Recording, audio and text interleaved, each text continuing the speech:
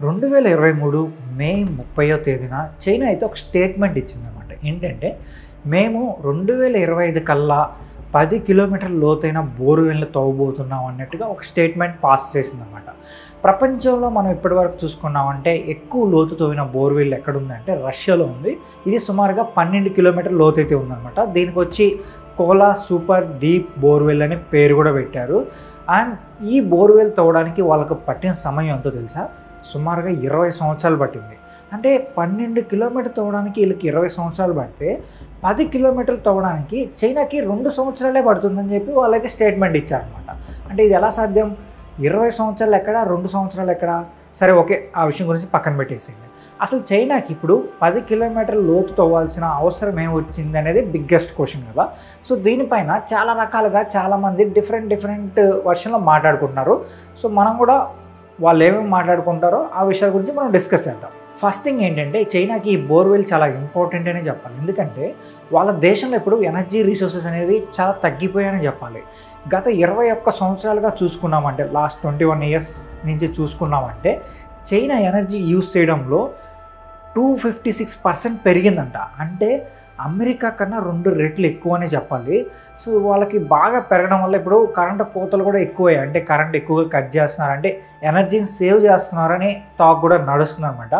So అందుకని చెప్పి China వాళ్ళు అయితే ఈ 10 కిలోమీటర్ల ప్రాజెక్ట్ని అయితే స్టార్ట్ చేశారనమాట. దీనివల్ల వాళ్ళకు యూజ్ ఉంటుందని చెప్పి స్టార్ట్ చేశారు. ఇప్పుడు మనం రష్యా చూసుకున్నాం అనుకోండి, 12 కిలోమీటర్లు తవ్వింది, దానికి 20 సంవత్సరాలు పట్టింది. అండ్ చైనా ఏంటంటే నేను 10 కిలోమీటర్లు తవ్వుతాను, కేవలం 2 సంవత్సరాల్లోనే ఫినిష్ చేస్తాను అంటుందన్నమాట. అలాగే చాలా కంట్రీస్ కూడా ఇలాంటి ప్రాజెక్ట్స్ అయితే స్టార్ట్ చేశాయి. సో మనం సౌదీ అరేబియా చూసుకున్నాం అనుకోండి, సౌదీ అరేబియా జస్ట్ 4000 మీటర్లు ఏమో లోతు తవ్వారు. వాళ్ళకు చమురు అయితే దొరికింది, అంటే ఈ పెట్రోలియం సంబంధించిన చమురు ఉంటుంది కదా, సో అదైతే దొరికింది. బట్ అక్కడ ఎక్కువ దొరుకుతుంది కాబట్టి వాళ్ళు పెద్ద లోతు అయితే వెళ్ళలేదన్నమాట. సో అందుకని చెప్పి వాళ్ళకు కొంచెం లోతులోనే దొరికింది, అంతా బాగానే ఉంది. బట్ చైనా పరిస్థితి అలా లేదు. చైనా ఖచ్చితంగా లోతుకైతే వెళ్ళాలి. అండ్ వాళ్ళు ఈ 10 కిలోమీటర్లు ఫినిష్ చేస్తేనే వాళ్ళకి ఈ ఎనర్జీ సంబంధించిన రిసోర్సెస్ దొరుకుతాయి అన్నమాట. అయితే ఇప్పుడు చైనా ఈ 10 కిలోమీటర్ల లోతు తవ్వితే వాళ్ళకి ఎనర్జీ సంబంధించిన రిసోర్సెస్ దొరుకుతాయా అంటే దొరుకుతాయి. సో దానికి ముందు మనం ఎర్త్ గురించి కొంచెం చిన్న టాపిక్ గురించి మాట్లాడుకుందాం అనమాట. ఇప్పుడు మనం నిల్చున్న ప్రదేశం నుంచి ఎర్త్ క్రస్ట్ అంటే పొర ఉంటుంది కదా, సో అది ఎంత ఉంటుందంటే సుమారుగా 100 కిలోమీటర్ల లోతు వరకు అయితే ఉంటుందన్నమాట. ఇప్పుడు చైనా ఏం చేస్తుందంటే 4 బిలియన్ సంవత్సరాల క్రితం ఉన్న రాళ్ళు ఉంటాయి కదా, అంటే ఎర్త్ క్రస్ట్లో ఉంటాయి కదా రాళ్ళు, వాటిని బయటికి తీయాలనుకుంటుంది. ఎందుకంటే ఈ చమురు గ్యాస్ ఉంటుంది కదా, అవి ఆ రాళ్ళలో ఉంటుందని చెప్పి చైనా అయితే ట్రస్ట్ చేస్తుంది అనమాట. అండ్ ఉంటుంది, ఎందుకంటే ఈ చమురు గ్యాస్ అనేది సాధారణంగా 15 నుంచి 300 మిలియన్ సంవత్సరాల నుంచి రాళ్ళు ఉంటాయి కదా, ఆ రాళ్ళలో ఎక్కువగా ఉంటుందన్నమాట. ఇప్పుడు చైనా కూడా ఏంటంటే అంత లోతు తవ్వి సో అక్కడి నుంచి చమురు గ్యాసు బయటికి తీయాలని చెప్పి వాళ్ళైతే ప్లాన్ చేశారనమాట. సరే ఇప్పుడు చైనా డైరెక్ట్గా ఒకేసారి 10 కిలోమీటర్లు తవ్వుతుందా అంటే లేదనమాట. ఎందుకంటే ఆల్రెడీ చైనా 8500 మీటర్లు అంటే సుమారుగా 8 కిలోమీటర్లు అయితే ఆల్రెడీ తవ్వారు. ఇది ఎక్కడ అంటే షింజియాంగ్లో ఆల్రెడీ ఈ బోర్వెల్ అయితే వాళ్ళు తవ్వారనమాట. అండ్ అక్కడైతే వర్క్ జరుగుతుంది, ఆ చమురు సంబంధించిన గ్యాస్ ఇవన్నీ అక్కడ దొరుకుతున్నాయి అనమాట. బట్ అక్కడ ఒక ప్రాబ్లం అయితే క్రియేట్ అయింది. ఏంటంటే అక్కడ కమ్యూనిటీ ఉంటుంది అన్నమాట, కొంచెం ముస్లిమ్స్ టైప్ కమ్యూనిటీ అయితే ఉంది. సో వాళ్ళు ఏంటంటే కొంచెం అబ్జెక్షన్ అయితే చేస్తున్నారు ఈ ప్రాజెక్ట్ని. అండ్ చైనా ప్రభుత్వం కూడా ఏంటంటే వాళ్ళు కొంచెం బెదిరించి అందులో బాగా ప్రాబ్లం చేసే వాళ్ళని జైల్లో కూడా పెట్టిందని చెప్పి కొంతమంది ఆరోపణలు అయితే చేస్తున్నారనమాట. బట్ ఈ సమస్య జరుగుతూనే ఉంది, కానీ చైనా అయితే మాత్రం తన వర్క్ అయితే తను చేస్తూనే ఉందన్నమాట. అండ్ చైనాకి ప్రజెంట్ ఈ ఎనర్జీ రిసోర్సెస్ ఎక్కడి నుంచి వస్తున్నాయంటే ఆస్ట్రేలియా, మలేషియా అండ్ ఖత్తర్ నుంచి అయితే వస్తున్నాయన్నమాట.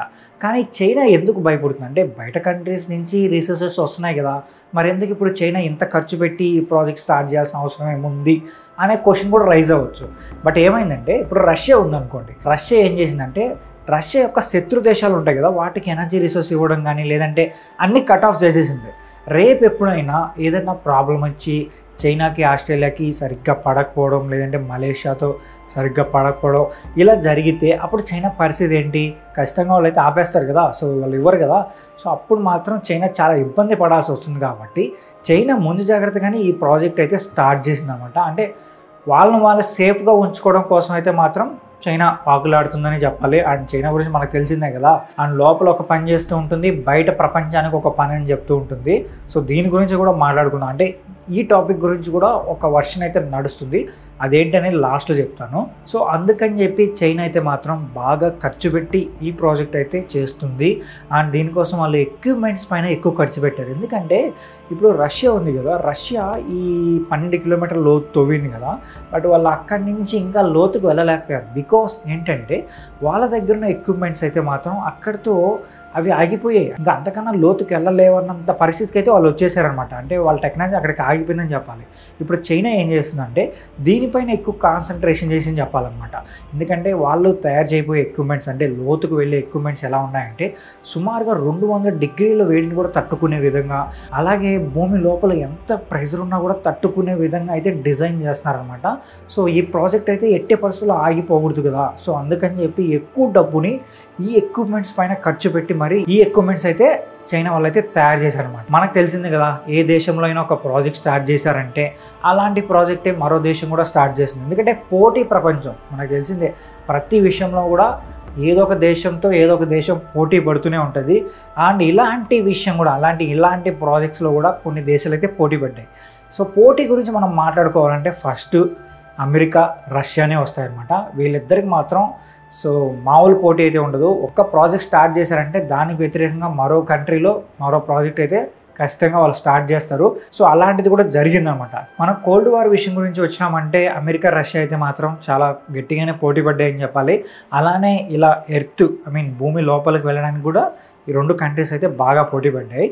రష్యా ఏం చేసిందంటే 20 years కష్టపడి 12 kilometers అయితే బోర్వెల్ అయితే తవ్విందనమాట. అండ్ అమెరికా వాళ్ళు ఏం చేశారంటే వాళ్ళు భూమి పైన కాకుండా సముద్రంలోకి అయితే వెళ్ళారనమాట. సముద్రం ఏంటంటే క్రస్ట్ కొంచెం థిన్గా ఉంటుంది కాబట్టి సో అక్కడైతే వీళ్ళు ఈజీగా లోతుకు వెళ్ళొచ్చు అని చెప్పి ఒక ఆలోచన అయితే వచ్చింది. బట్ ఏంటంటే జస్ట్ 183 meters మాత్రమే వాళ్ళు లోతుకు తవ్వగలిగారు. సో అంతకన్నా ఎక్కువగా లోతులోకి అయితే వెళ్ళలేదన్నమాట. సో దానికోసం సుమారుగా $40 million అయితే ఖర్చు పెట్టారని కూడా తెలుస్తుంది. అండ్ అక్కడితో వాళ్ళ ఎక్విప్మెంట్స్ కూడా సరిగ్గా వర్క్ చేయలేదని కూడా టాక్ వచ్చిందనమాట.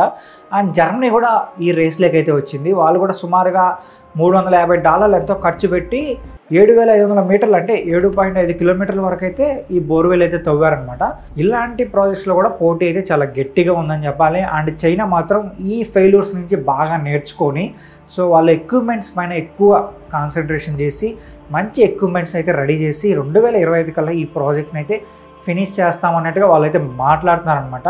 అండ్ సో దీని గురించి డిఫరెంట్ టాపిక్స్ వినిపిస్తున్నాయని చెప్పాను కదా. సో దాని గురించి అయితే ఇప్పుడు మాట్లాడదాం. అయితే కొంతమంది ఏం చేస్తున్నారంటే మనకు చైనా గురించి తెలిసిందే కదా, లోపల ఒక రీసెర్చ్ చేస్తూ ఉంటుంది, బయట కంట్రీస్కి బయట మీడియాకి ఒక విషయం చెప్తూ ఉంటుంది.